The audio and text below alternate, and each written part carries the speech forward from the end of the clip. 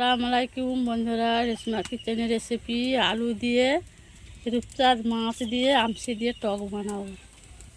মাছটা লবণ হলুদ মিশিয়ে ভাজার জন্য তৈরি করব। লবণ এদিকে তাওয়া বসিয়ে দিয়েছি, গরম হয়ে গেছে। হলুদ তাওয়া গরম হয়ে গেছে, মাছ ভাজবো। তেল দিলাম। আমাদের পুকুরের টাটকা মাছ বন্ধুরা, পুকুর থেকে ধরে রান্না করছি। তেলের উপরে মাছ দিলাম,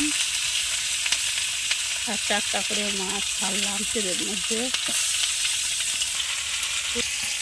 আমাদের পুকুরে মৌটি মাছগুলো পড়েছিল, এগুলো ভাজা করব। লবণ হলুদ দিয়ে মাখিয়ে ভাজবো মাছগুলো। এক পিঠ হয়ে গেছে, লৌটে দিলাম। মাছের ভাজা হয়ে গেছে, নাড়িয়ে নেব। মৌটি মাছগুলো দিলাম তেলের মধ্যে ভাজার জন্য।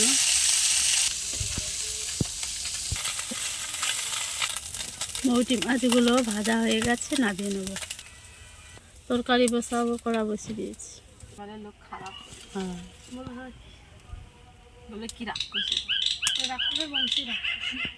তেল দিলাম কড়ায়, পেঁয়াজ দিলাম তেলের মধ্যে,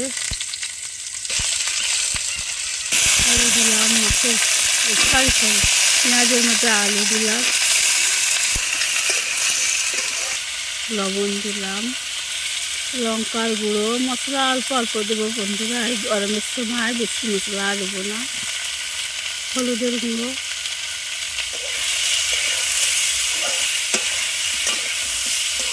একটু পানি দিলাম, দিয়ে ভালো করে কষাবো। আলুটা কষানো হয়ে গেছে, পানি দিলাম।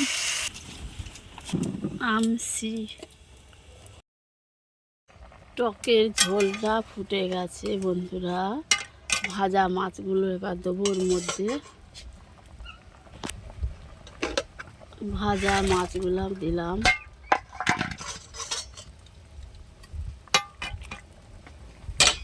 আর একটু পরে আমসিও দেবো এর মধ্যে। আমি এর আমসিটা গুলে রেখেছিলাম, ওটাও ঢেলে দেবো তরকারির মধ্যে। ঢেলে দিলাম। আমসিটা টক টক হবে বন্ধুরা, মিঠা টক, বেশি টক হবে না। মাছের টকটা হয়ে এসছে, আর একটু পরে নামিয়ে নেব। বেশি পাতলা করব না, মাখা মাখা করব। আর একটু পরে নামাবো। টক হয়ে গেছে, নামিয়ে নেব। মাছের টক হয়ে গেছে, নামিয়ে নিয়েছি।